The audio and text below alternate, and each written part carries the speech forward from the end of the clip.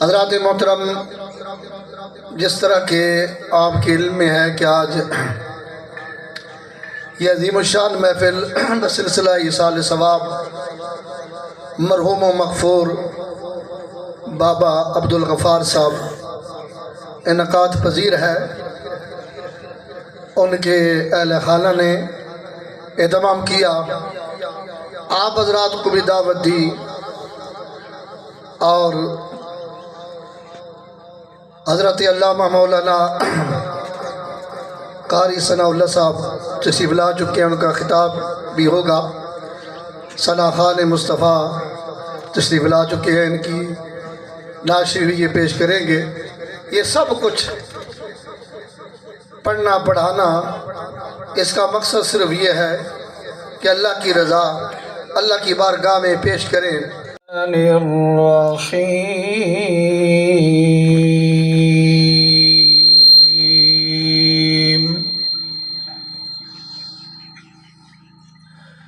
وما هم عنها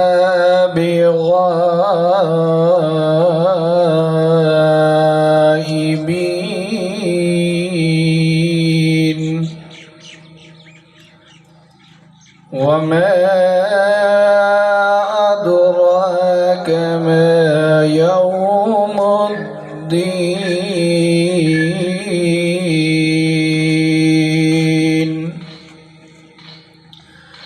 ثم ما أدراك ما يوم الدين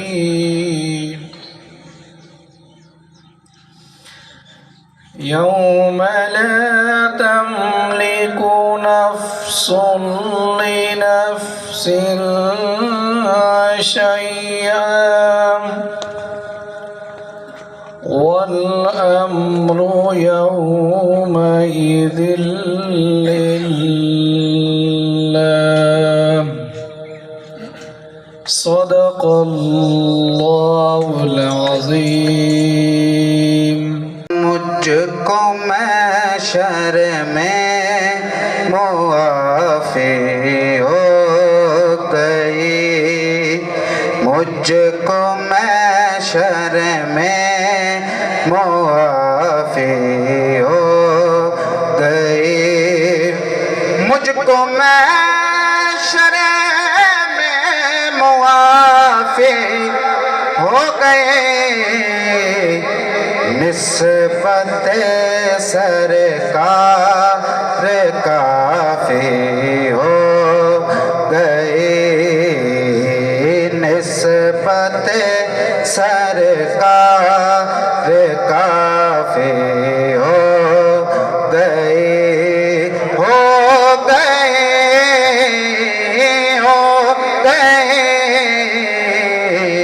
نسبت سرکار کافی ہو گئی۔ آپ ٹھہرے مقصد کنو مکان، آپ ٹھہرے مقصد کنو مکان، میرے سیاں کی تلافی ہو گئی، میرے سیاں کی تلافی ہو گئی۔ داد میری کرنے آ جانا رسول اللہ، روشن میری تربت کو للہ ذرا کرنا، جب وقت نظر آئے دیدار عطا کرنا۔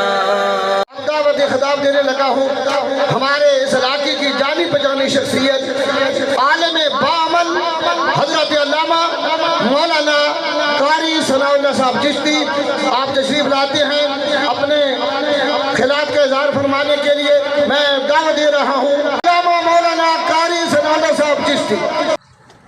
الحمدللہ رب العالمین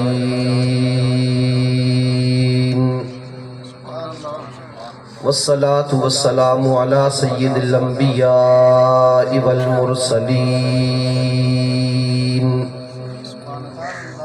وعلى آلہ واصحابہ وازواجہ واولیاء امتہ اجمعین۔ اما بعد فاعوذ باللہ من الشیطان الرجیم بسم اللہ الرحمن الرحیم۔ لا اقسم بهذا البلد وانت حل بهذا البلد صدق اللہ مولانا العظیم وبلغنا رسوله النبی الکریم الامین الرؤوف الرحیم۔ ببرکت ان اللہ وملائکتہ یصلون علی النبی یا ایہا الذین آمنوا صلوا علیہ وسلموا تسلیما۔ اللہم صلی علی سیدنا محمد وعلی آل سیدنا مولانا محمد مبارک وسلم۔ الصلاة والسلام علیک یا سیدی یا رسول اللہ وعلی آلک واصحابک یا سیدی یا حبیب اللہ۔ الصلاة والسلام علیک یا شفیع المذنبین وعلی آلک واصحابک یا سیدی یا رحمت للعالمین۔ رب اشرح لی صدری ویسر لی امری واحلل عقدۃ من لسانی یفقہوا قولی۔ یا رب بالمصطفیٰ بلغ مقاصدنا واغفر لنا ما مضى یا واسع الکرم۔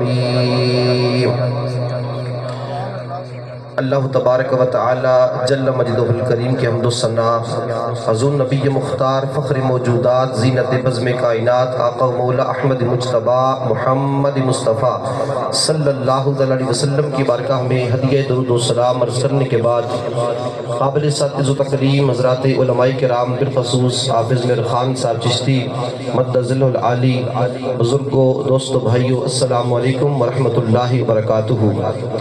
اللہ تعالیٰ کا شکر ادا کرتا ہوں کہ مالک کائنات نے جو وعدہ کیا تھا محترم سید میر صاحب سے، ماسٹر داؤد صاحب سے، وہ وعدہ وفا کرنے کی توفیق عطا فرمائی ہے۔ آپ کی خدمت میں حاضر ہوا ہوں۔ اللہ تعالیٰ انتظامیہ کے انتظام کو، اہل خانہ کے اہتمام کو، آپ سب کی حاضری کو، میری حاضری کو اپنی بارگاہ میں قبول فرمائے۔ اللہ تعالیٰ ہماری اس محفل کو دنیا میں ہماری ہدایت اور آخرت میں ہماری بخشش اور مغفرت کا ذریعہ فرمائے۔ اللہ کریم بابا عبدالغفار صاحب کے درجات کو مزید بلند سے بلند تر فرمائے اور ہم سب کو اپنی آخرت کی فکر کی توفیق عطا فرمائے۔ سامعین ذی وقار، اللہ تعالیٰ آپ کی عزتوں کو سلامت رکھے۔ اہل خانہ نے آپ کے لیے کرسیوں کا اہتمام کیا تو ہوتا عموماً یہ ہے کہ خطیب کرسی پہ ہوتا ہے اور عوام نیچے چٹائیوں پہ بیٹھی ہوتی ہے تو بات کرنا آسان ہوتا ہے۔ دونوں طرف بندے کو اپنی کرسی کی فکر ہو تو پھر معاملات حل کرنا مشکل ہو جاتا ہے، اس لیے میں نے کرسی چھوڑ دی ہے۔ ایک تو آپ میرے بزرگ ہیں، آپ میرے لیے قابل احترام ہیں، اور ہم جہاں خطاب کرتے ہیں وہاں پہ راجہ چودھری ہوتے ہیں تو ہم ان کو اوے راجہ اوے چودھری بھی کہتے رہتے ہیں، تو وہ محسوس نہیں کرتے کیونکہ ان کو پتہ ہے کہ ہماری اصلاح کی بات ہو رہی ہے۔ لیکن آپ میں سے اکثریت چونکہ نئے لوگ بھی ہیں اور زمینوں جائیدادوں والے ہوں گے، مکانوں والے ہوں گے، اور بڑی بڑی اللہ نے آپ کو عزتیں دی ہوئی ہیں، تو میں کوشش کروں گا کہ اپنا گھر اور اپنا علاقہ ہونے کی نسبت سے اپنے آپ کو سب سے چھوٹا سمجھ کر آپ کو بڑا سمجھ کے بات کروں، تاکہ اللہ تعالیٰ مجھے اپنے بزرگوں، اپنے دوستوں، اپنے بھائیوں کو بات سمجھانے کی توفیق عطا فرمائے اور سن سنا کر میرا مالک ہم سب کو سمجھنے اور اس پہ عمل کی توفیق عطا فرمائے۔ سامعین عزیز وقار، پوری تقریر کا ایک ہی مقصد اور مدعا ہے کہ ہمیں اللہ تعالیٰ نے جو عزتیں عطا فرمائی ہے، جو اللہ نے ہمیں نسبت عطا فرمائی ہے، جو اللہ نے ہمیں شان عطا فرمائی ہے، اور وہ نسبت مصطفیٰ صلی اللہ علیہ وسلم ہے، میرا مالک اسے پہچاننے کی اور اس کی قدر کی توفیق عطا فرمائے۔ اب آپ اکثر ہوتا یہ ہے کہ اگر کوئی مولوی صاحب، صوفی صاحب، داڑھی والا بندہ کوئی گانا سن رہا ہو، کوئی ٹپے مائیے سن رہا ہو کہیں پہ، یا سگریٹ پی رہا ہو، تو آپ اسے کہتے ہیں یار چلو یہ باقی لوگ تو کر رہے ہیں، تو مولوی ہے، تو مسجد کا امام ہے، تھوڑا خیال کر، داڑھی دیکھ، اپنی ٹوپی دیکھ، امامہ دیکھ، کر کیا رہا ہے؟ کیوں آپ اس کی بےزتی نہیں کر رہے ہوتے؟ آپ اس کو بتانا چاہ رہے ہوتے ہیں یار ہم تو سادے بندے ہیں، تو مولوی ہے، تو کو خیال کر، تو داڑھی رکھی ہوئی ہے، نمازی ہے 5 وقت کا، حاجی ہے، تو خیال کر۔ اب یہ ہم کہتے ہیں لوگوں کو، اب ٹھیک کہتے ہیں، اس میں کوئی جو ہے وہ غلط بات نہیں ہے، لیکن کہنے والے تو بھی تو سمجھنا تجھے اللہ نے کتنی عزتیں عطا فرمائی ہے، تجھے پتہ ہی نہیں ہے، نہ ہماری شکل، نہ ہماری عقل، نہ ہماری گفتگو، نہ ہمارا کردار ہمیں بتاتا ہی نہیں ہے کہ یار ہم ہیں کون ہیں۔ حضور کے غلاموں، ہم اس امت میں سے ہیں جس امت میں داخل ہونے کے لیے اللہ کے نبیوں نے اپنے رب کی بارگاہ میں دعائیں کی ہیں۔ میں الحمدللہ شرح صدر کے ساتھ آپ سے بات کر رہا ہوں کہ میں آپ میں سے ہر بندے کو مسلمان سمجھتا ہوں، اس لیے کہ دعا کا پہلا اصول یہ ہے جس کے لیے دعا کی جا رہی ہے کہ مرنے والا بھی مسلمان ہو اور دعا کرنے والا بھی مسلمان ہو، یہ دونوں شرطیں ہیں۔ باقی آپ چھوڑ دیں 30 40 اس طرح میں آج نہیں جاؤں گا، ضرورت بھی نہیں ہے، جنہ کرنی ہے وہ کر گرنے، جنہ نہیں کرنی نصیب چ نہیں ہے وہ بیچارے جنازے تو بات بھی نہیں کرنے، نسنے والی گل کرنے۔ اس واسطے اس بات کو ثابت نہیں کرنا، ہم نے یہ ثابت کرنا ہے کہ ہم کون ہیں اور اللہ نے ہمیں عزتیں اور شانیں کیا عطا فرمائی ہیں۔ سب سے پہلا ہمارا تعارف یہ ہے کہ ہم اللہ تعالیٰ کی مخلوق ہیں، ہمیں بنانے والا احکم الحاکمین ہے، ساری کائنات کا پروردگار ہے، ساری کائنات کا رب ہے۔ چلو اس رب سے پوچھ لیتے ہیں مولا تو نے ہمیں بنایا کیسے؟ ہم انسان ہیں، تعارف آپ کو یہ ہے، بس میں یہی موٹی موٹی باتیں آپ کو لے کر چلوں گا تاکہ ہمیں کم از کم یہاں اٹھنے سے پہلے ہمیں یہ پتہ چل جائے کہ یار اسی سائیاں لیا، ہم کو ایسے نہیں ہے کہ جس کا کوئی بڑ وڈیرا نہ ہو، جس کا کوئی پوچھنے والا نہ ہو، جس کا کوئی تعلق نہ ہو، کوئی سائی خصم نہ ہو، ہم سارے سائیوں والے بھی ہیں، خصموں والے بھی ہیں۔ اللہ نے ہمیں بڑی عزتیں عطا فرمائی ہے۔ رب العالمین قرآن مجید فرقان حمید کے اندر اعلان فرماتا انما امرہ اذا اراد شیئا ان یقول له کن فیکون۔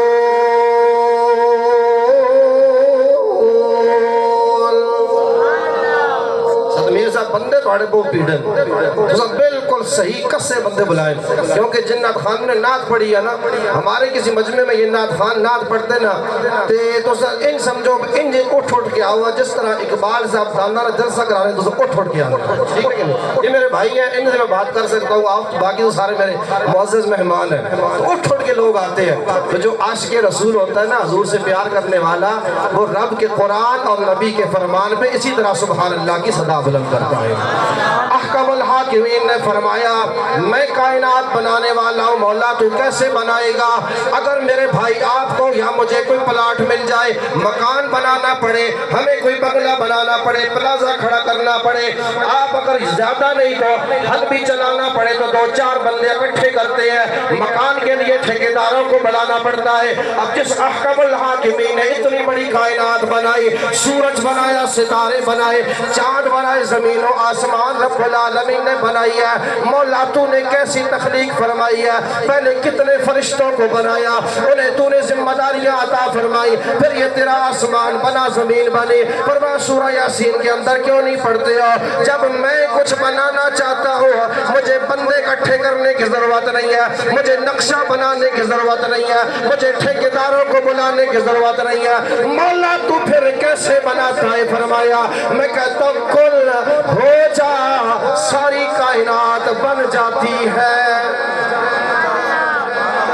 حضور کے غلاموں رب جب بنانا چاہے تو کن کہتا بن جاتے ہیں، لیکن احکم الحاکمین نے پوری کائنات کن سے بنائی، زمین و آسمان سب کچھ، لیکن جب باری آئی حضرت انسان کی، اب یہاں پر دیکھیے نا انسان کہاں کہاں بستے ہیں، کون سا انسان ہے جو کھڑا آپ کے سامنے یہ بھی انسان ہے، جو بیٹھا ہوا ہے وہ بھی انسان ہے، جو بچہ ہے وہ بھی انسان ہے، جو کافر ہے وہ بھی انسان ہے، جو مسلمان ہے وہ بھی انسان ہے، یہودی سکھ عیسائی ہر مذہب کا بندہ جو انسان ہے، رب العالمین نے فرمایا میں بنانا چاہتا ہوں، مولا کن کہے گا ساری کائنات بن جائے گی، فرمایا نہیں میں نے زمین پر اپنا خلیفہ بنانا ہے، اسے میں نے اپنا نائب بنانا ہے، مولا پھر کیسے بنائے گا؟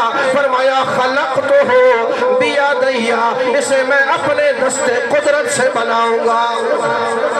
حضور کے غلاموں ذرا چلو نا، باہر روڈ پہ آپ سلطانی اڈے تک جائیں گے، آپ کو راستے میں کئی دکانیں برتنوں کی نظر آئیں گی، اب وہ برتن والا کتنا ان سے محبت کرتا ہے، انہیں ہاتھ سے بناتا ہے، کمہار کو بڑا پیارا ہوتا ہے جو چیز وہ ہاتھ سے بناتا ہے، اور رب العالمین کو انسان سے کتنا پیار ہے، وہ اسے اپنے ہاتھوں سے بناتا ہے، ہاتھوں سے بنا کے کہتا ہے انسان جی مولا کیا حکم ہے؟ فرمایا دیکھنا یہ جو آسمان کا سائبان ہے یہ بھی میں نے تیرے لیے بنایا، یہ جو زمین ہے یہ بھی میں نے تیرے لیے بنائی ہے، سورج بھی تیری فصلوں کے لیے بنایا، چاند تجھے چاندنی دینے کے لیے بنایا، یہ نہریں یہ دریا یہ بارشوں کا نظام تیری فصلوں کو اب تجھے پانی پلانے کے لیے بنایا، یہ جو تیرے گھر میں جانور ہے ان سے میں تمہیں دودھ دیتا ہوں، یہ جو مکھی جنگلات میں شہد بناتی ہے وہ بھی تیرے لیے ہی بناتی ہے، فرمایا کائنات کی ہر نعمت بندے میں نے تیرے لیے بنائی ہے۔ رب فرمانا چاہتا ہے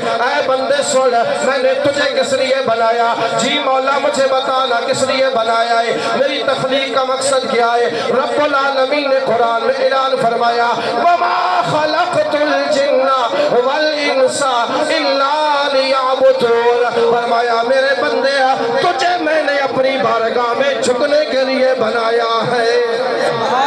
حضور کے غلاموں ذرا تصور کرو نا، آپ کے گھر کے اندر جانور بھی ہیں، آپ نے سوشل میڈیا پہ دیکھا ہوگا، شیر کی تصویر دیکھی ہوگی، آپ نے اونٹ کو دیکھا ہوگا، آپ نے بڑے بڑے جانور دیکھے جو بڑی طاقت والے ہیں، حضرت انسان ان کے سامنے کچھ بھی نہیں ہے، لیکن کوئی بھی چیز ہے جب وہ پانی پینا چاہتی ہے وہ اپنا منہ جھکا لیتی ہے، کھانا کھانا چاہتی ہے اپنا منہ جھکا لیتی ہے، لیکن ایک حضرت انسان ہے جسے میرے رب نے اپنے ہاتھ عطا فرمایا ہے، اسے روٹی کا نوالا اٹھا کر یہ اپنے منہ کی طرف لے کے آتا ہے، کبھی آپ نے کسی کو نہیں دیکھا ہوگا کہ اپنا منہ جھکا کے اپنا سر جھکا کے کھانے کو دیکھ رہا ہو یا پانی پینا چاہتا ہو۔ جی مولا اس میں راز کیا ہے؟ فرمایا میں نے ساری کائنات کو خوراک کے لیے جھکایا ہے، تجھے میں نے ہاتھ دیے ہیں، میں تیرا سر جھکنا نہیں دیکھنا چاہتا، میں تیری جبین کو جھکنا نہیں دیکھنا چاہتا کہ دو ٹکوں کے لیے کسی کے سامنے جھک رہا ہو،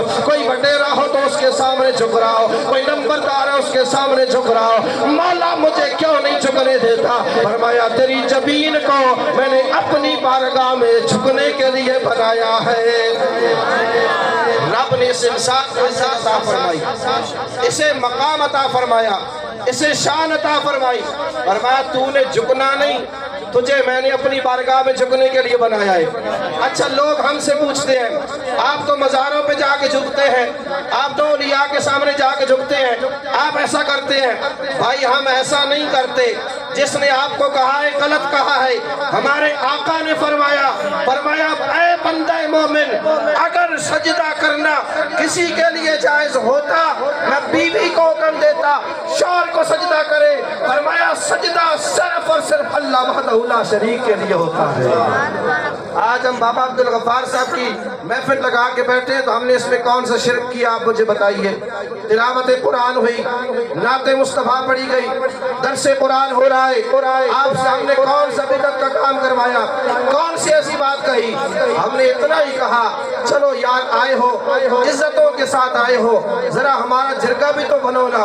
یہ آپ محلے میں جاتے ہیں لوگوں کے جرگے، اور یہ واحد پنڈ سلطانی کے مولوی ہیں یہ جو آپ کی نمازیں بھی پڑھاتے ہیں، جلسے جلسے بھی کرتے ہیں، نکاح بھی پڑھاتے ہیں اور آپ کے جرگے بھی کرتے ہیں۔ ہمارا کوئی تعلق نہیں ہوتا اپنے علاقوں میں، ہم کہتے ہیں جی نماز پڑھا لو، جنازہ پڑھا لو، نکاح پڑھا لو، تقریر کرا لو، باقی کام ہم سے نہیں ہوتے، لیکن یہ جرگہ بھی آپ کو کرتے ہیں۔ میں صرف مثال اس لیے دے رہا ہوں، جب کسی عزت دار کے پاس جرگہ لے کر آپ چلے جائیں، 10 بندے چلے جائیں، تو کہتا ہے یار ٹھیک ہے غصہ تو بہت تھا، تم آئے ہو میں معاف کر دیتا ہوں۔ آج نبی کے غلاموں کا جرگہ اپنے رب کی بارگاہ میں آیا ہے اور وہ کتنا کریم ہے۔ میرے رسول فرماتے ہیں اسے حیا آتی ہے کہ اٹھے ہوئے ہاتھوں کو خالی واپس پلٹا دے۔ فرمایا اس رب کی بارگاہ میں جو دعا کرتا ہے، التجا کرتا ہے، رب جتنا بھی ناراض ہو بندوں کی دعا کے صدقے میں اسے معاف کر دیتا ہے۔ یہ تو دنیا کی مثال دی میں نے آپ کو۔ میرا رب انسان بنایا، مولا انسان بنا دیا، اب کیا کریں؟ فرمایا اب اگر تم میری بارگاہ میں آنا چاہتے ہو، مجھے راضی کرنا چاہتے ہو، جی مولا تیرا بڑا کرم ہم پر ہوا، ہم تجھے راضی کرنا چاہتے ہیں، ہم تیری بارگاہ میں جھکنا چاہتے ہیں، ہم چاہتے ہیں تو ہم سے پیار کرے، ہم چاہتے ہیں تو ہم سے محبت کرے، یا اللہ تو ہم سے ناراض نہ ہو۔ فرمایا اس کا طریقہ ہے، جی کیا طریقہ ہے؟ فرمایا تم کملی والے کے بن جاؤ، میں تم سے محبت کرنا شروع کر دوں گا، کملی والے کے غلام بن جاؤ۔ اللہ کو عیسائی بھی مانتے ہیں، آپ کو پتہ ہے نا، مانتے غلط طریقے سے ہیں، یہودی بھی اللہ کو مانتے ہیں، بہت سے مذاہب ہیں جو جن پر کتاب تورات زبور آئی، جن کے لیے انجیل آئی، وہ اللہ کے بندے تھے، لیکن وہ مانتے خدا کو ہیں، لیکن ان کا تعلق نبی سے نہ ہوا، رسول سے نہ ہوا، تو اللہ نے فرمایا نہیں تمہاری توحید میری بارگاہ میں قبول نہیں، قل هو اللہ احد، بس اسی میں توحید و رسالت سمجھ لے، جو ہر نماز میں پڑھتے ہیں آیت اگر ہوتی نا هو اللہ احد، وہ اللہ ایک ہے، تب بھی رب کی توحید میں فرق نہ آتا، اس کی شان میں فرق نہ آتا، لیکن اس رب نے کہا قل هو اللہ احد، محبوب مجھے تو ماننے والے بہت ہیں، ان سے کہا میں توحید انہی کی مانوں گا جو زبان مصطفیٰ سے مجھے مان کے کہیں گے۔ قل کا معنی محبوب آپ فرمائیے، محبوب آپ فرما دیجئے، جب رب اپنی توحید محبوب کے بغیر نہیں بیان کرنا چاہتا تو ہم در مصطفیٰ چھوڑ کر رب کی بارگاہ میں کیسے پہنچ سکتے ہیں؟ اس خالق کائنات نے اعلان فرمایا، قل ان کنتم تحبون اللہ فاتبعونی یحببکم اللہ ویغفر لکم ذنوبکم واللہ غفور الرحیم۔ اے محبوب ان سے کہہ دیجئے، ان سے فرما دیجئے اگر اللہ سے محبت کرتے ہو، یہ میں قرآن پڑھ رہا ہوں، یا اللہ تو بتا تو کس سے پیار کرتا ہے؟ فرمایا جو میری محبت چاہتا ہے فاتبعونی، در مصطفیٰ پہ آ جائے، میں اسے اپنا محبوب بنا لوں گا، اس کے گناہوں کو معاف کر دوں گا۔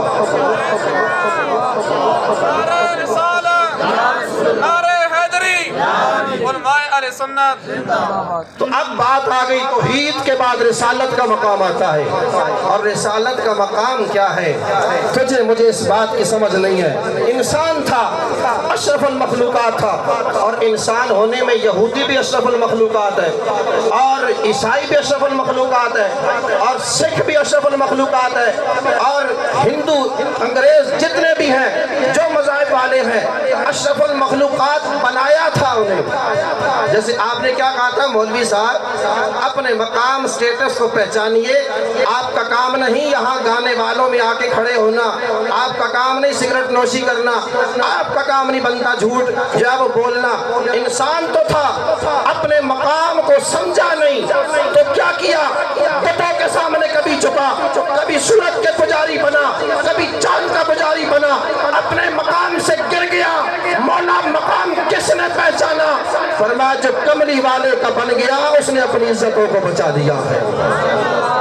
اور اللہ نے جتنی عزتیں دی ہیں، جتنی عزتیں دی ہیں، اللہ نے نبی کے صدقے میں عطا فرمائی۔ کسی جگہ کو عزت ملی، کسی زمانے کو عزت ملی، کسی انسان کو عزت ملی، کسی مرد یا عورت کو عزت ملی، اللہ نے جسے عزت دار بنایا ہے اسے مصطفیٰ کے صدقے میں بنایا ہے۔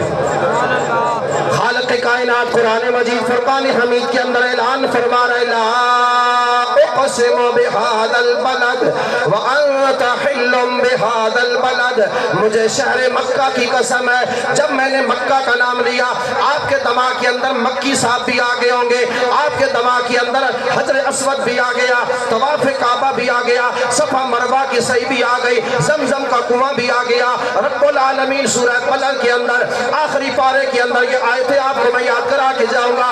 रब ने उस शहर मक्का की कसम खाई है। अब सवाल होता है ना, अल्लाह मक्के की कसम क्यों ना खाए? अल्लाह ने अपना घर जो उधर बनाया हुआ है, अल्लाह मक्के की कसम क्यों ना खाए? हजरत अस्वद जो वहां पे रखा है, अल्लाह मक्के की कसम क्यों ना खाए? वहां पे सफा मरवा जो है, वहां पे जमजम का कुआं भी है।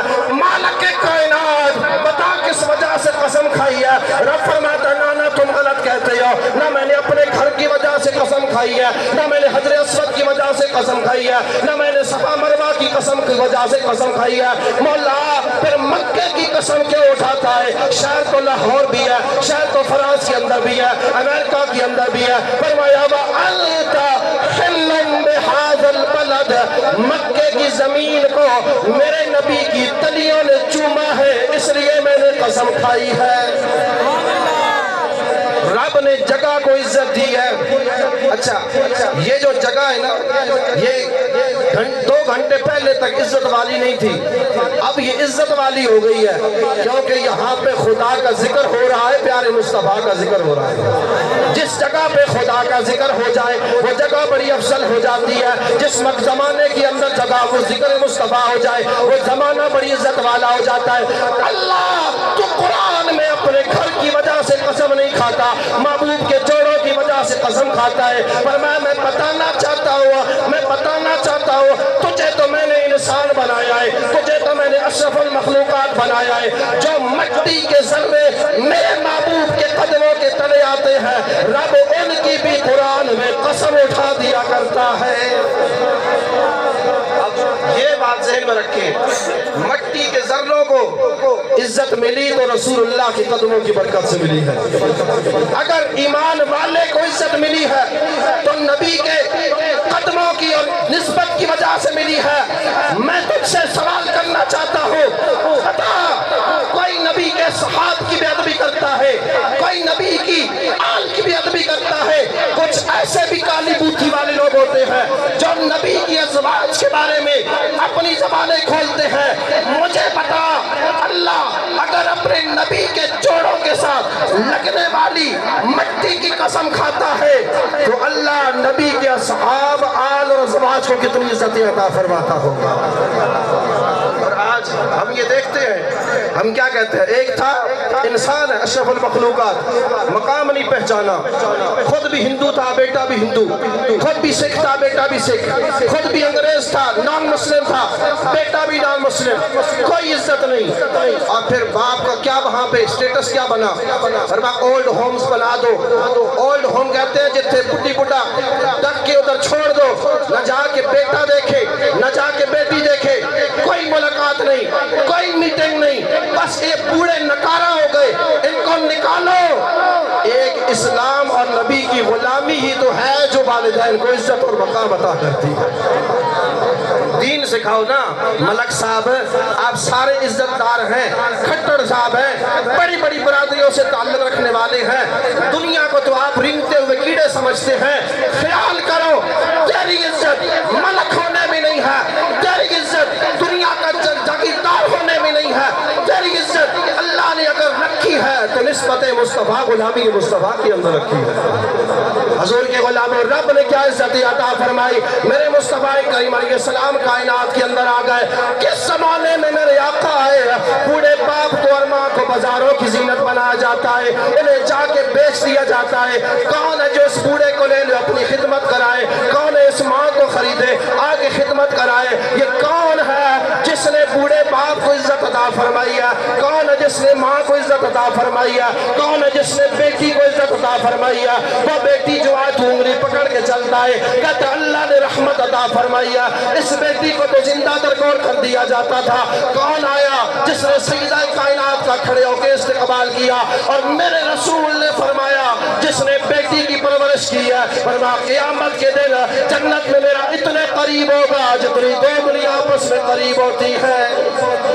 बूढ़ा बाप है घर के अंदर, आज भी लोग जायदादों की खातिर माँ बाप को छोड़ देते हैं। अगर उन्हें बताना कि अल्लाह ने हमें नबी का गुलाम बनाया है, नबी की निस्बत की वजह से एहतराम कितना दिया, या अल्लाह कितना एहतराम है माँ बाप का। फरमाया माँ बाप के अगर घर के अंदर मौजूद है, दो दरवाजे खुले हुए हैं जन्नत के, जिस दरवाजे से मर्जी जन्नत में चला जा, एक जिंदा है, एक जन्नत का दरवाजा खुला हुआ है। ये ना समझ के बाप नकारा हो गया, काम नहीं कर सकता। फरमाया बाप के चेहरे को, माँ के चेहरे को देखना तेरा काम है, हज मकबूल का सवाब अता करना रब का काम है।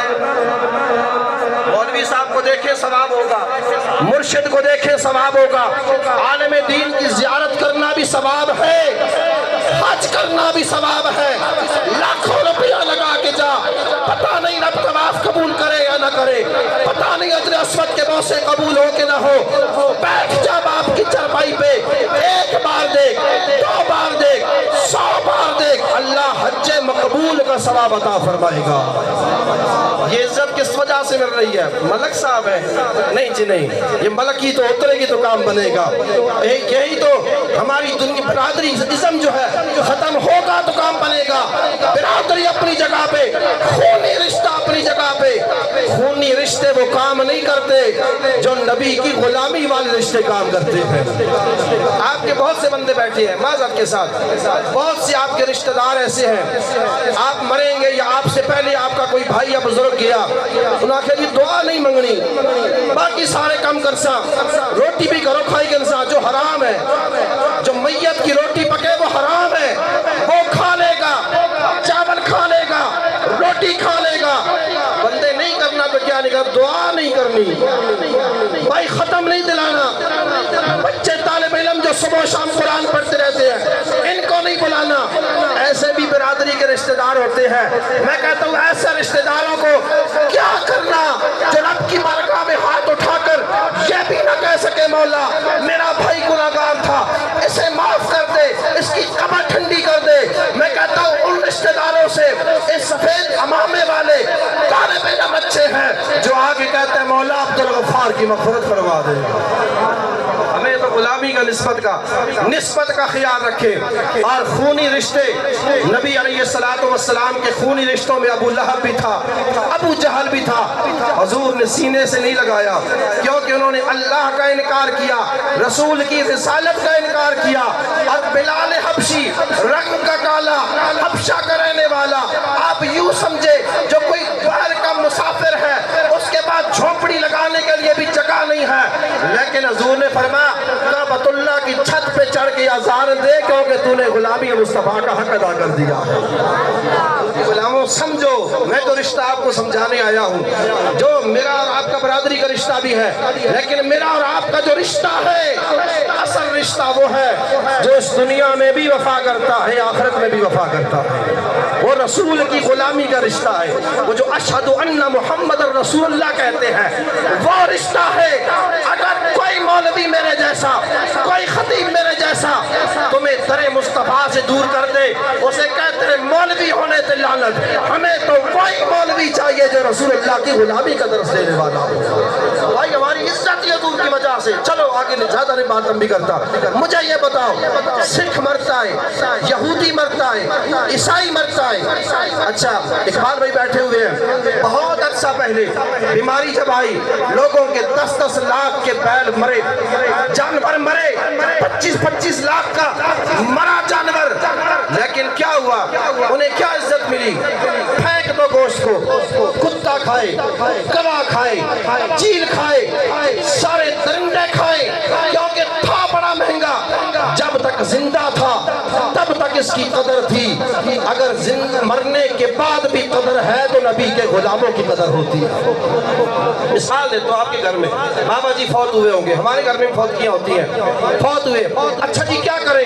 فرمایا سب سے پہلے کفن لے کے آؤ، سفید کفن کی چادریں لے کے آؤ، اور کیا لانا ہے؟ فرمایا خوشبوئیں بھی لے کے آنا، فرمایا اور کیا لانا ہے؟ فرمایا وہ دھونی بھی دینی ہے، فرمایا اچھا پانی ساری زندگی نہاتا رہا، فرمایا نہیں بیری کے پتے بھی لے کے آؤ، وہ بھی بیچ میں ڈالنے ہیں، پانی نیم گرم کرنا ہے، نہانے کے لیے بھی یا بیٹے اور قریبی رشتہ دار آگے آئیں یا علماء کو مولوی صاحب کو بلاؤ، اسے غسل دینا ہے، آج اسے غسل دینا ہے، کفن پہنانا ہے۔ اور بھائی یہ کیوں کیا جا رہا ہے؟ کیوں کیا جا رہا ہے؟ مہنگے مہنگے بیل مرے، جانور مرے، انہیں آگ کتوں نے کھایا، درندوں نے کھایا، فرمایا یہ کوئی عام تو نہیں ہے، یہ تو نبی کا غلام ہے، اسے غسل دے کے دنیا سے بھیجنا۔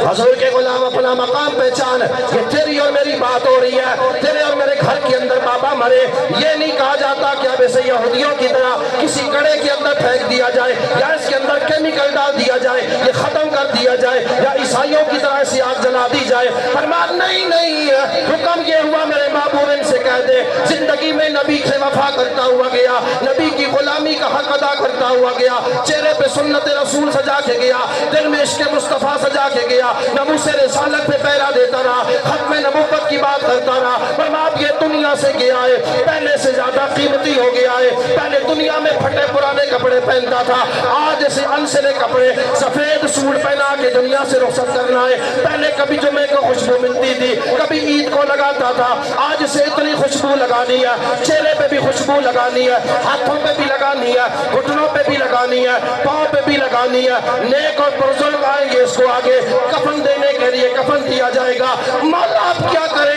فرمایا کفن دینے کے بعد اسے کڑے کے اندر نہیں پھینکنا، اعلان کر دو نماز جنازہ گاہ میں اکٹھے ہو جاؤ۔ یا اللہ کیا کرے؟ فرمایا اب اس کا جنازہ اٹھایا جائے، گھر سے کتنی عزت کے ساتھ جنازہ اٹھایا جا رہا ہے، ذرا سوچ تو صحیح نا کس وجہ سے اٹھایا جا رہا ہے۔ مولا کیا کرے؟ کسی گاڑی میں پھینک دے، فرمایا گاڑی بھی نہ لے کے جاؤ، اسے دو بندے اٹھا لے، فرمایا دو نہیں 4 پائے ہوتے ہیں، ایک ایک بندہ ایک ایک پائے کو اٹھائے گا اور بار بار پائے تبدیل کرتے رہے۔ مولا کیا بات ہے؟ جیتنے والوں کو دنیا کے اندر زندگی کے اندر کندھے پہ بٹھاتی ہے، یہ تو مرا ہوا ہے، اس کے اندر تو سانس نہیں ہے، اسے کیوں کندھے پہ بٹھایا جا رہا ہے؟ فرمایا اسے دنیا کو بتانا چاہتے ہیں جو نبی کا نسبت سنبھال کے جاتا ہے اللہ اسے دھکے نہیں دلاتا بلکہ کندھے پہ اٹھاتا ہے۔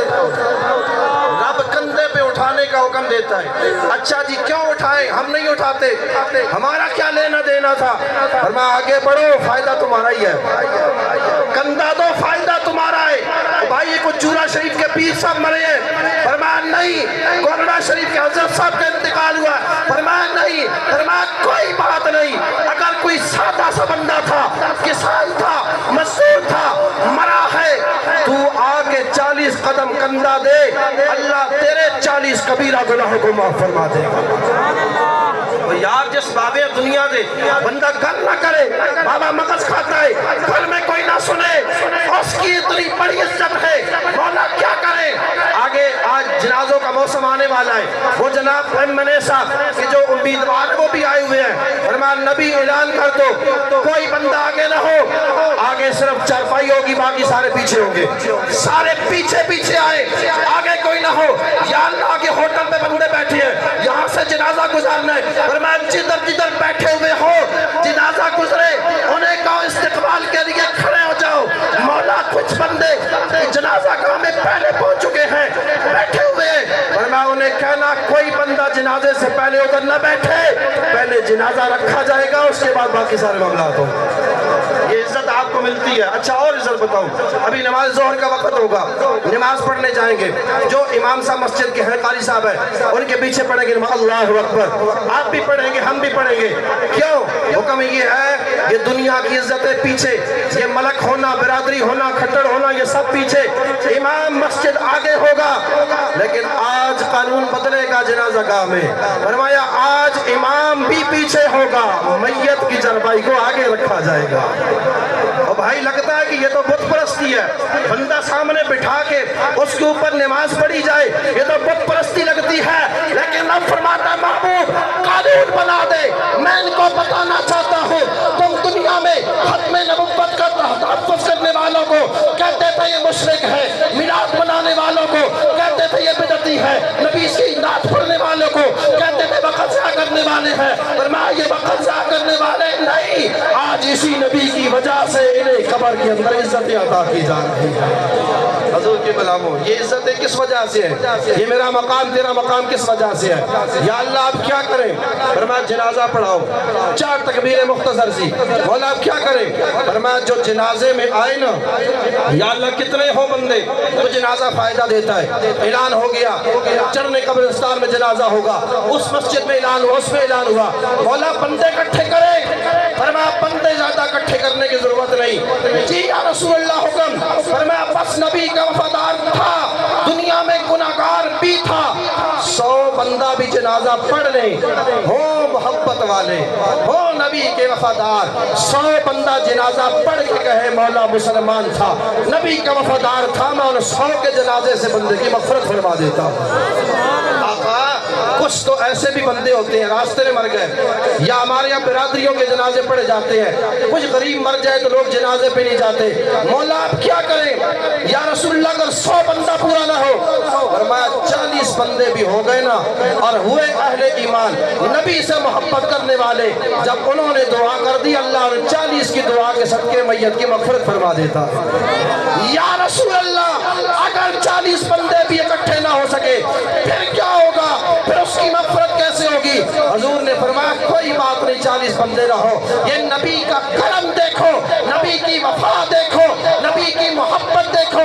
فرمایا سنو، جس جنازے میں تاک صفیں بن جائے، ایک صف میں بندے ہوتے ہیں 2، کم از کم 2 بندوں کی ایک صف ہوتی ہے، فرمایا تاک صفیں بنائیں، پہلی صف میں 2 بندہ، دوسری صف میں 2 بندے، تیسری صف میں 2 بندے، 7واں امام، 8ویں میت، فرمایا رب کی بارگاہ میں کہہ دے مولا اسے معاف کر دے، رب ان کے صدقے معافی عطا فرما دیتا۔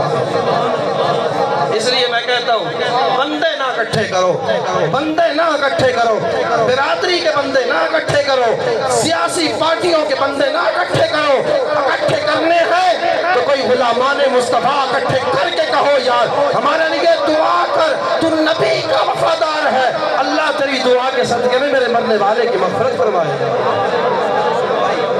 بندہ مرتا ہے نا تو جنازہ بھی اٹھایا نہیں جاتا، سب سے پہلے کہتے ہیں یار اے مکان میں کے نظام، اے باڑی میری ہے، یہ زمین میں اس کو دوں گا اور یہ زمین میں خود رکھ لوں گا، کیوں؟ یہ دنیا کا نظام ہے، ہو سکتا ہے ہمارے بزرگ دنیا سے جائے، ہم بھی یہی باتیں کر رہے ہوں، ہم دنیا سے چلے جائیں، ہماری اولادیں بات کر رہے ہوں، کیونکہ یہ دنیا داری ہے، یہ ہوتا ہے، یہ سارے کہاں تک جائیں گے؟ بتائیے کہاں تک جائیں گے؟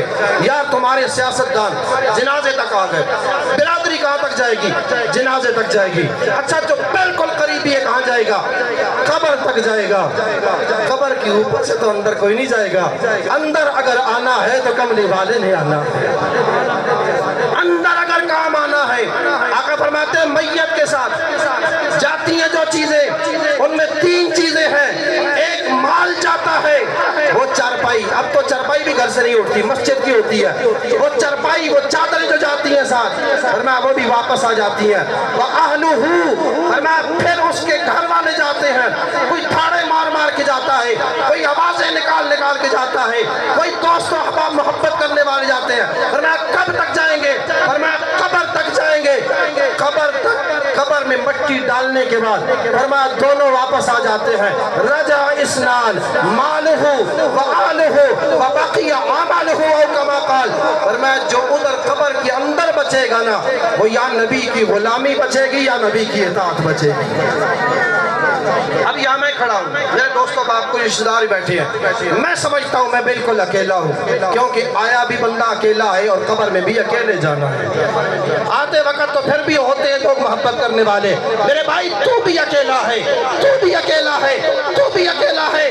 برادری اسلام نے برادری سے توڑنے کا حکم نہیں دیا، میرے نبی نے فرمایا باہر والے غریب کو صدقہ دینا ایک درجہ رکھتا ہے، اپنے قریبی رشتہ دار کو صدقہ دے اللہ دوہرا ثواب عطا فرمائے۔ میں برادریاں توڑنے والا نہیں، میں رشتہ داریاں توڑنے والا نہیں، میں صرف یہ بتانا چاہتا ہوں باپ بیٹے کا رشتہ بھی مضبوط ہے، میاں بیوی کا رشتہ بھی مضبوط ہے، پڑوسی کا رشتہ بھی مضبوط ہے، سارے رشتے مضبوط ہیں، لیکن ان کی ایک حد ہے، اگر بے حد و حساب جس سے وفا کرنی ہے تو وہ کملی والے آقا کی ذات ہے، نبی کی وفا، نبی کے ساتھ۔ اچھا عزت کتنی ہے، کتنی عزت ہے۔ آپ نے کہا جی پہلے علماء سٹیج پہ بیٹھے بعد میں ہم باقی آئیں گے، ہو سکتا ہے کھانے کا بھی وقت ہو، آپ کہیں جی علماء کو پہلے دیں بعد میں ہم کھائیں گے، آپ نے عزت دی ہے۔ آئیے میدان محشر میں اس عزت کا مقام کیا ہوگا۔ حضور کی غلامت پتہ ہے ایک نبی تو نہیں آئے، 1,24,000 کم و بیش نبی آئے ہیں اور ان کی امتیں بھی اسی طرح ہیں۔ میرے آقا نے فرمایا پوری قیامت میدان محشر میں پورے 120 صفحے ہوں گی، پورے محشر والوں کی 120 صفحے، ایک صف پتہ نہیں کتنی ہوگی، یہ تمہارے قبرستانوں جتنی تو نہیں ہوگی، زمین و آسمان سے بھی بڑی ہو سکتی ہے، فرمایا 120 صفحے ہوں گی، اللہ ان میں سے 80 صفوں میں میرے غلاموں کو کھڑا کر دے گا۔ حضور کے غلاموں کی قیامت کا دن ہوگا، پتہ تب چلے گا کہ نبی کی غلامی کا اثر کیا ہوتا ہے، نبی کی محبت کا اثر کیا ہوتا ہے۔ آپ نے قرآن کے اندر بڑے بڑے مقام و مرتبہ پڑھے ہیں، میرے رسول کریم علیہ السلام کا فرمان سن لیجئے، ہم آئے سب سے آخر کے اندر ہیں، لیکن میرا رب کرم فرمائے گا سب سے آخر میں آنے والوں کو جنت میں سب سے پہلے مقام عطا فرمائے گا۔ سوچنے کی بات ہے نا، کیا ہم 5 وقت کے نمازی ہیں تب یہ عزت دی جا رہی ہے، کیا آپ حاجی ہیں تب عزت دی جا رہی ہے، آپ بہنوں کا حق ادا کرنے والے ہیں تب عزت دی جا رہی ہے، آپ بیٹیوں کو وراثت میں حصہ دینے والے ہیں تب عزت دی جا رہی ہے، نہ میرے نبی کے غلام ہم سے بڑا گناہگار کوئی نہیں۔ پہلی امتوں کے اندر اللہ نے ان کو بڑی عمریں عطا فرمائی ہے، ان عمروں کے اندر انہوں نے اللہ کی عبادت بھی کی ہے۔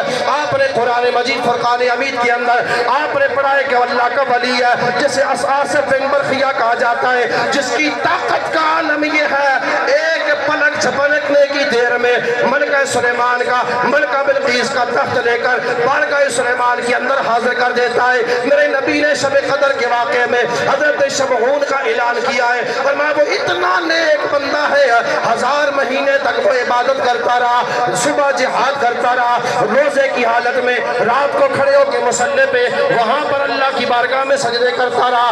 آپ نے وہ اللہ کے ولیوں کا تذکرہ پڑھا، اصحاب کہف کا بھی مقام ہے، یہ وہ اللہ کے ولی ہے جن کے لیے اللہ نے سورج کا راستہ پلٹ دیا، سورج اپنا دائیں بائیں ہو کے گزرتا تھا تاکہ غار کے اندر انہیں کوئی تکلیف نہ ہو، لیکن میدان محشر کا نقشہ آپ کے سامنے پیش کرنے والا ہو، وہاں پہ جب یہ امت حاضر ہوگی، اللہ کی بارگاہ میں حاضر ہوگی، میرے آقا کریم علیہ السلام امت کی شفاعت فرمائیں گے۔ اب جنت میں جانے کا جب وقت آئے گا، جنت کے دروازے پہ آصف بن برخیہ بھی کھڑا ہوا ہے، حضرت شمعون بھی کھڑے ہوئے ہیں، اصحاب کہف کے اللہ کے ولی بھی کھڑے ہوئے ہیں۔ سوال کرنے والا پوچھتا ہے اے شمعون تم تو اللہ کے ولی ہو، تم جنت میں کیوں نہیں جا رہے ہو، یہاں دروازے پہ کیوں کھڑے ہو؟ فرمایا جنت کا فیصلہ تو ہو چکا ہے لیکن جنت میں جانے کی اجازت نہیں ہے۔ فرمایا کیوں اجازت نہیں ہے؟ فرمایا اس لیے کہ میں تھا اللہ کا ولی، 1000 مہینے تک عبادت بھی کرتا رہا، لیکن رب نے فیصلہ فرمایا ہے جنت میں پہلے نبی کی غلام جائیں گے پھر کسی امت کے ولی جائیں گے، نبی کے غلام پہلے جنت میں جائیں گے۔ آصف بن برخیہ سے سوال ہوگا اے آصف بن برخیہ تیرا ذکر اللہ نے قرآن کے اندر کیا ہے، جنت میں کیوں نہیں جا رہا؟ فرمایا اللہ نبی سلیمان کی برکت سے مجھے جنت تو ضرور عطا فرمائے گا، لیکن میری ولایت ایک جگہ پہ ہے، اللہ نے طاقت ضرور عطا فرمائی ہے۔ اللہ نے فرمایا ہے جب تک نبی علیہ السلام کی امت کا آخری بندہ بھی جنت میں نہیں چلا جاتا، نہ آصف بن برخیہ کو جنت میں جانے کی اجازت ہے، نہ اصحاب کہف کو جنت میں جانے کی اجازت ہے۔ پہلے نبی کا ایک ایک غلام رب کی رحمت سے جنت میں جائے گا، پھر باقی امتوں کا نمبر آئے گا۔ یہ مقام مقام ہے اس امت کا، یہ شان ہے اس امت کی، تو پھر ہم نبی کی قدر نہ کریں؟ اپنی زندگی ہمیں دیکھ کر کسی کو کوئی سیاستدان یاد آتا ہے، کوئی کرکٹر یاد آتا ہے، کوئی کسی کا جھنڈا اٹھاتا ہے، کوئی کسی کا نعرہ لگاتا ہے۔ آؤ میرے نبی کے غلاموں، گھر کو سنبھالنا بھی آپ کی ذمہ داری ہے، برادری سنبھالنا بھی آپ کی ذمہ داری ہے، محلے داری کے فرائض نبھانا بھی آپ کی ذمہ داری ہے، لیکن ان ساری ذمہ داریوں سے پہلے رب کی بارگاہ میں سجدہ کرنا، مصطفیٰ کی غلامی کا حق ادا کرنا، یہ سب سے بڑی ذمہ داری ہے۔ اس لیے کہ ہماری عزت نمازوں کی وجہ سے نہیں، ہماری عزت روزوں کی وجہ سے نہیں، ہماری عزت کسی اور وجہ سے نہیں۔ اللہ نے مجھے اور آپ کو اگر عزت دی ہے تو غلامی یہ مصطفیٰ کی وجہ سے عزت دی ہے۔ اب یہاں بھی آخری باتوں کی طرف آتا ہوں، اگر اللہ ہمیں عزت دے رہا، وہ بھائی اتنی بڑی شان ہے ہماری، پھر تو آپ کے لیے کرسیاں نہیں، میں دل سے قدر کرتا ہوں، آپ کے لیے جتنی بڑی سے بڑی عزت ہر بندے کے لیے کی جا سکتی ہے، کرو۔ میرے نبی نے فرمایا اے حرم، اے کعبہ، تیری عزت بھی بڑی ہے، تیرا مقام بڑا ہے، لیکن سن میرے امتی کو اللہ نے تجھ سے بھی زیادہ شانیں عطا فرمائی۔ تو پھر یہ شانیں کس وجہ سے؟ میری شکل کی وجہ سے، آپ کے کردار کی وجہ سے، آپ کی وجہ سے، آپ کے مال کی وجہ سے، عمل اور نماز کی وجہ سے۔ نقطہ سمجھ کے جا میرے بھائی، تیرا کسی مسلک کے ساتھ تعلق ہو، کسی گروہ کے ساتھ تعلق ہو، کسی تنظیم کے ساتھ تعلق ہو، سارے رشتے نبھا، میں منع نہیں کرتا، لیکن کوئی ایسا رشتہ نہ نبھانا جس کو نبھاتے نبھاتے نبی کی غلامی کا رشتہ ٹوٹ جائے۔ نبی کی غلامی باقی ہے تو سارے رشتے باقی ہیں۔ اگر نبی سے وفا کا رشتہ ختم ہوتا ہے، نبی کے غداروں کے ہاتھ میں ہاتھ دینے سے، نبی کے اصحاب کی بے ادبی کرنے والوں سے سینہ ملانے سے ایمان نکل جائے گا۔ نبی کی غلامی اگر ہونا تو پھر یہ دعا کام آتی ہے، پھر دعا کام آتی ہے۔ آقا فرماتے ہیں دعا کی جائے نا۔ اچھا بہت لوگ پریشان ہوتے ہیں، یار ہماری دعا کون کر سی؟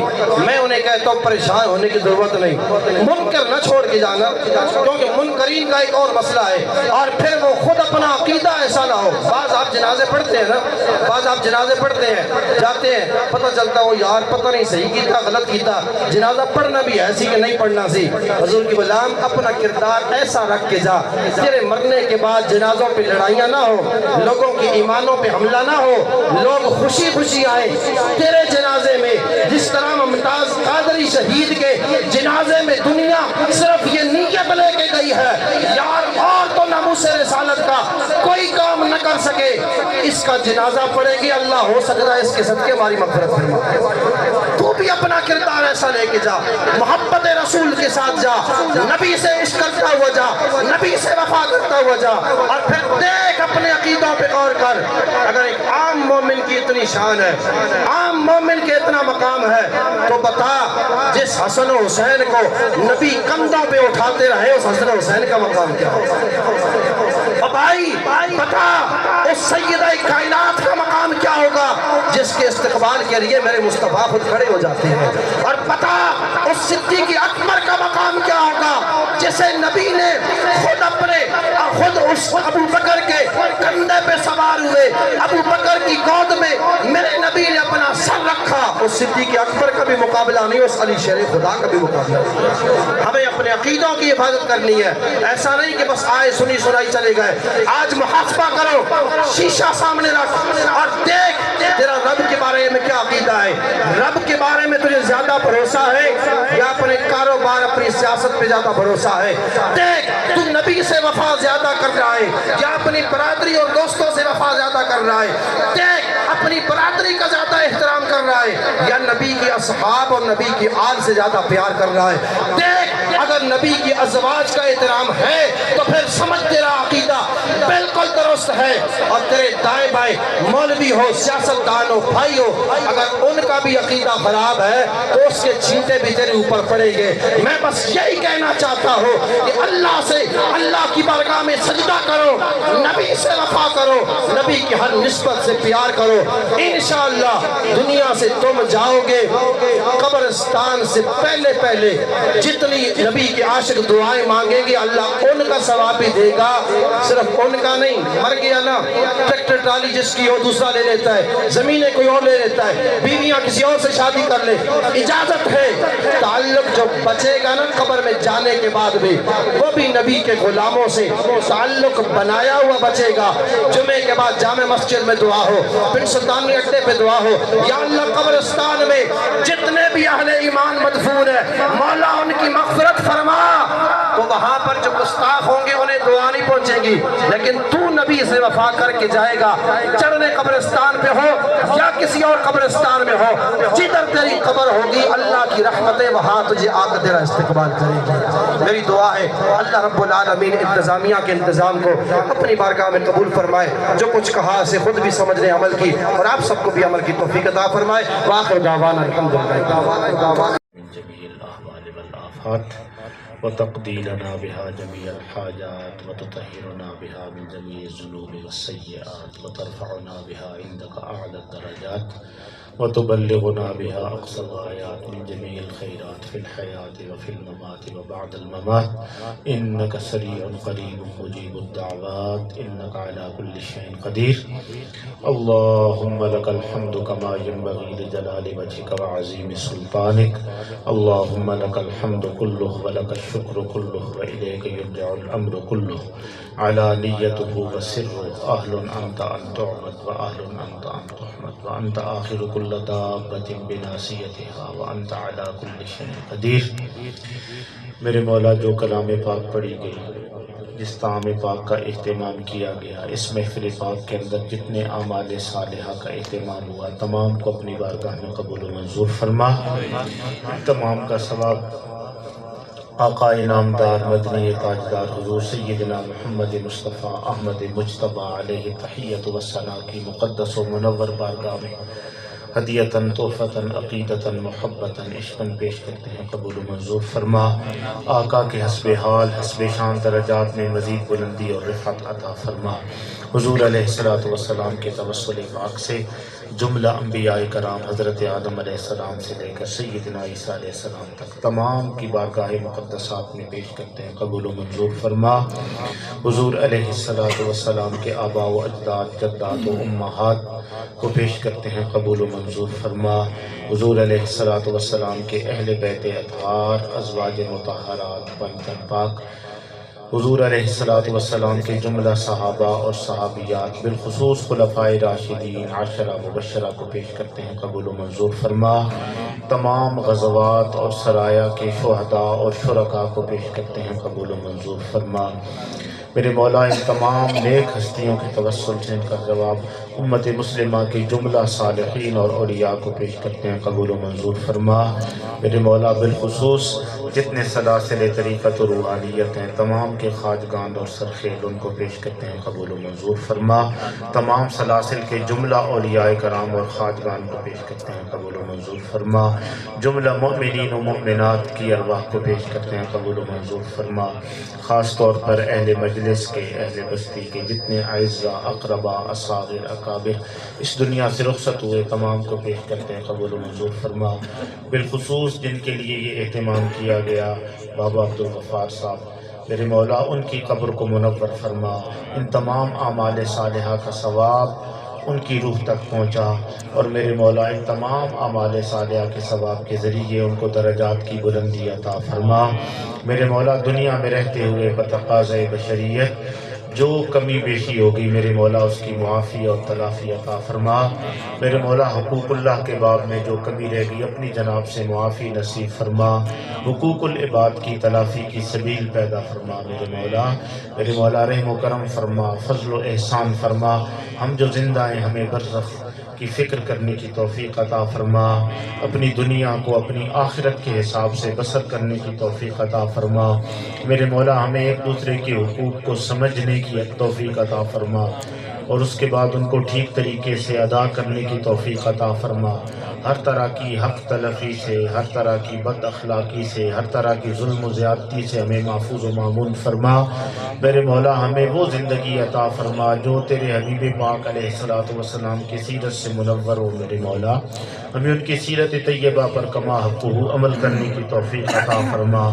میرے مولا ہمیں ہر رشتے کا ادب اور احترام اور حقوق کی رعایت مقدر فرما میرے مولا۔ میرے مولا ہماری اس دنیا میں بھی حسنات ہمارا مقدر فرما، ہماری موت کے وقت بھی حسنات ہمارا مقدر فرما، ہماری آخرت میں بھی حسنات ہمارا مقدر فرما، ہمیں ہر طرح کی شرور و سیئات سے نجات عطا فرما۔ اللہم اہدنا فیمن ہدیت وعافنا فیمن عافیت وبارک لنا فیما اعطیت وقنا واصرف عنا برحمتک شر ما قضیت انک تقضی بالحق ولا یقضى علیک لک الشکر علی ما انعمت ولک الحمد علی ما اعطیت ربنا علیک توکلنا وإلیک انبنا وإلیک المصیر۔ اللہم ربنا لا تدع لنا مريدا إلا شفيته ولا دينا إلا قضيته ولا ذنبا إلا غفرته ولا عيبا إلا سترته ولا غما إلا كشفته ولا هما إلا فرجته ولا ميتا إلا رحمته ولا غائبا إلا رديته ولا حاجة هي لك ردا إلا قضيته۔ اللهم بك أصبحنا وبك أمسينا وبك نحيا وبك نموت وإليك النشور۔ اللهم اغفر لحينا وميتنا وشاهدنا وغائبنا وصغيرنا وكبيرنا وذكرنا وأنثانا۔ اللهم من أحييته منا فأحيه على الإسلام ومن توفيته منا فتوفه على الإيمان۔ اللهم اغفره وارحمه وعافه واعف عنه وأكرم نزله ووسع مدخله إلى يوم الدين ونقه من الذنوب والخطايا كما ينقى الثوب الأبيض من الدنس وباعد بينه